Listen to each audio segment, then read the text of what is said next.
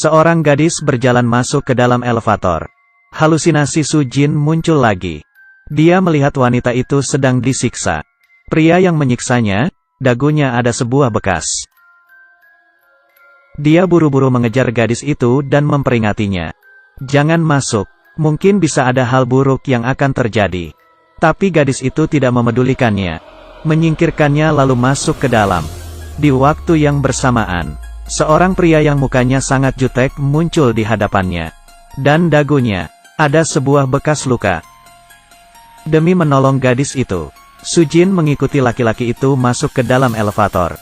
Meski ketakutan dia mengatakan ke pria itu.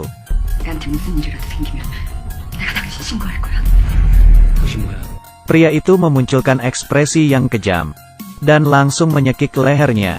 Dan di saat itu, dia tiba-tiba melihat takdir pria itu. Dia dibunuh oleh seseorang. Lalu memasukkannya ke dalam koper dan membawanya pergi. Tidak menunggunya berkata, elevator pun sampai. Dia dilempar keluar dengan keras. Suaminya pun muncul. Dan langsung memeluknya. Su Jin panik. Tidak berhenti berkata ke suaminya. Pria di lantai 7 itu akan mati. Tapi suaminya tidak percaya. Mengatakan tidak akan terjadi apa-apa. Dan memberikannya obat. Berkata setelah tidur semuanya akan menjadi baik. Di tengah malam, Su Jin terbangun. Dia pergi ke lantai 7. Dan mendengar suara yang dikeluarkan oleh gadis itu dari dalam. Dia baru saja ingin membunyikan bel pintu. Tiba-tiba mendengar suara pintu. Dia ketakutan langsung bersembunyi di tangga darurat. Saat itu, seorang pria yang memakai topi menarik sebuah koper keluar, melewati pintu. Dia menyadari orang itu bukan orang lain, tapi adalah suaminya sendiri. Besok paginya, suaminya bersikap seperti tidak ada terjadi apa-apa. Bahkan membuatkan istrinya sarapan. Dia tidak bisa menahannya dan bertanya. Su Jin pun semakin curiga. Hari ini dia mendapatkan paket dari teman kerjanya. Barang pribadi yang dia tinggalkan di kantor. Di dalam buku dia menemukan fotonya sendiri. Tetapi pria yang di dalam foto itu bukanlah suaminya sekarang. Dia pun menanyai teman kerjanya. Hubungan dia dengan suaminya itu seperti apa? Teman kerjanya agak ragu. Tapi akhirnya mengatakan yang sebenarnya kepadanya. Sebenarnya beberapa bulan lalu, kau ada menyarankan untuk bercerai. Su Jin mulai berpikir jauh. Dia memutuskan untuk lapor ke polisi. Dan di sisi lain, suami sedang mempercepat proses imigrasi. Bahkan mengganti jadwal penerbangan. Sebenarnya, dia dari awal sudah memasang pelacak di HP istrinya. Sehingga dengan jelas mengetahui posisi istrinya. Saat itu dia melihat istrinya sedang di kantor polisi. Dengan buru-buru dia mengejar ke kantor polisi. Su Jin pun langsung panik. Di depan polisi menunjuk dia. Sang suami tidak mengubah pernyataannya. Untuk menemukan kebenaran, polisi hanya bisa pergi ke tempat kejadian untuk memeriksa. Saat membuka pintu kamar lantai 7, perempuan itu terdiam. Apartemen itu ternyata kosong. Sama sekali tidak ada orang yang tinggal. Bahkan pemilik gedung itu berkata, kamar ini sudah beberapa bulan tidak terjual. Kasus ini tidak akan selesai. Suami juga tidak menyalahkannya. Seperti biasa dia memberikan obat kepadanya. Tapi kali ini, Su Jin tidak menelannya. Menunggu suaminya pergi, dia pun keluar untuk memeriksa. Dan di dalam elevator, dia bertemu dengan pria yang ada di dalam fotonya. Dia diam-diam mengikutinya. Mengetahui pria itu dipaksa tagih hutang oleh kreditur. Pria itu pun mengenalinya. Ia tidak begitu terkejut. Dia membawa Su Jin pulang ke apartemennya.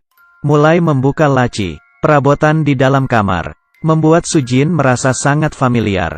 Pria itu berkata kepadanya, malam ini pukul 8 ketemu di tempat yang kita janjikan. Dan dia pun pergi. Su Jin pun semakin ragu. Dia berusaha mencari petunjuk lainnya. Dan menyatukan semua petunjuk. Tetapi adegan selanjutnya membuat dia lebih terkejut. Di dinding apartemen ini, ternyata dipasang foto nikah mereka. Apakah dia barulah suaminya yang sebenarnya? Apabila benar seperti ini, pria yang di rumahnya itu sebenarnya siapa? Di malam hari, sesuai dengan perjanjian mereka bertemu di suatu bangunan. Dan menemukan suami palsunya sedang menarik mayat. dan memasukkannya ke dalam. Dia yang panik pun ketahuan. Lalu dia mengambil pisau untuk melindungi dirinya. Menghadapi suami palsunya. 당신 누구야? 당신이 죽인 사람, 그 사람이 지우씨야. 내가 가서 다 얘기해줄게. 누구냐고? Sujin sudah kehilangan kendali. Dia perlahan-lahan mundur ke tepi bangunan. Sebentar lagi akan jatuh. Untung saja polisi saat itu pun datang dan menolongnya. Tapi yang lebih aneh adalah mayat yang baru saja dia masukkan sudah hilang dan tidak ada jejak. Apakah semua ini benar-benar hanya halusinasinya? Sujin pun frustasi. Tapi polisi merasakan sesuatu yang aneh. Dia mengambil palu dan menghancurkan semen di dinding. Yang membuat orang terkejut adalah di dalam muncul sebuah tangan. Ternyata di dalam ini benar-benar ada mayat, tapi sudah mati dalam waktu yang lama. Sujin bukan bisa melihat masa depan, tapi kembali lagi ke masa lalu.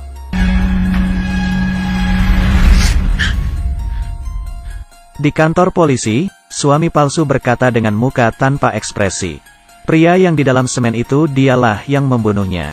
Pria itu dan Sujin barulah pasangan suami istri yang sebenarnya. Dan dia sendiri adalah kakak adopsinya Sujin. Nama aslinya adalah Sunwo.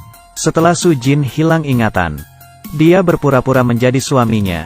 Tujuannya untuk membohonginya dan mendapatkan kompensasi dari asuransinya. Tetapi Sujin merasakan hal itu bukanlah yang sebenarnya. Dia ingin lebih mengetahui hal itu. Sunwo pun tidak ingin membicarakannya lagi. Sujin pun pulang ke rumah. Di lantai bawah, dia bertemu dengan seorang gadis. Hatinya tergerak, menanyai nama sang gadis. Ternyata gadis ini adalah dirinya di saat masih anak-anak. Lalu gadis yang di lantai 7 itu siapa? Ternyata itu adalah dirinya di saat remaja. Saat itu dia disiksa oleh ayahnya. Lalu kakaknya datang untuk melindunginya. Dan tidak sengaja membunuh ayahnya. Dan di tengah malam membawa mayat sang ayah pergi. Saat itu, Sujin baru menyadari. Ternyata dirinya bukan bisa melihat masa depan. Tetapi sedang halusinasi tentang kejadian yang dia pernah lalui. Sejak saat itu, dia sangat merasa bersalah kepada kakaknya. Setelah tumbuh besar, dia menikahi seorang pria. Tapi pernikahannya tidak bahagia. Suaminya sangat temperamen, dan banyak hutang. Dia sudah berkali-kali mengatakan untuk bercerai. Tapi suaminya tidak setuju. Dan di malam itu, penagih hutang itu bertemu dengan suaminya di gedung. Siapa sangka ternyata suaminya membunuh penagih hutang tersebut, dan memasukkannya ke dalam lubang. Dan memasukkan semen. Sujin yang diajak ketemuan pun melihat semua kejadian itu. Suami takut Sujin akan melapor ke polisi. Pun memukulnya. Melindungi dirinya sendiri, Sujin memukul kepala suaminya. Dan suaminya pun tidak bernafas. Dia yang ketakutan hanya bisa menelepon kakaknya datang.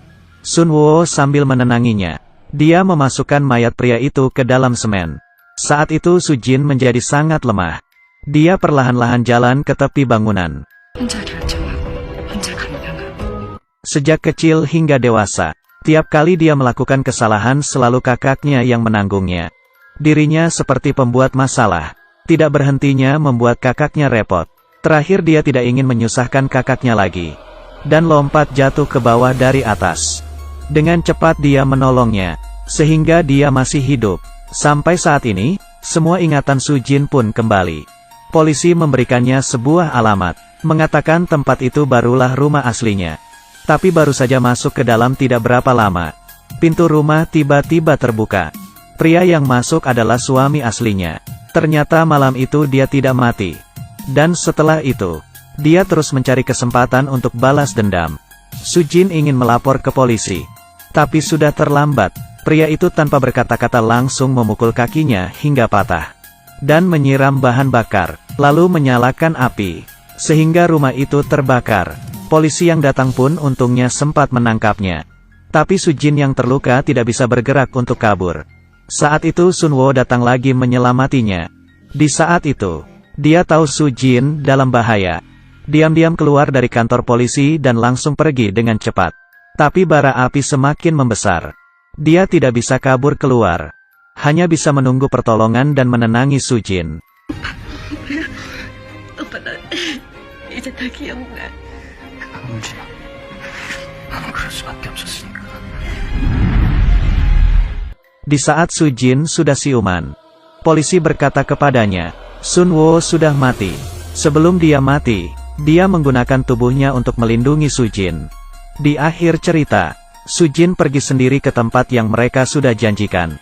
Sun Wo selalu hidup di dalam hatinya. Dan kenapa bisa ada dua foto nikah? Karena mengikuti tradisi, sebelah kanan pengantin adalah pengantin pria, dan keluarga adalah berdiri di sebelah kiri pengantin. 보내지 말고.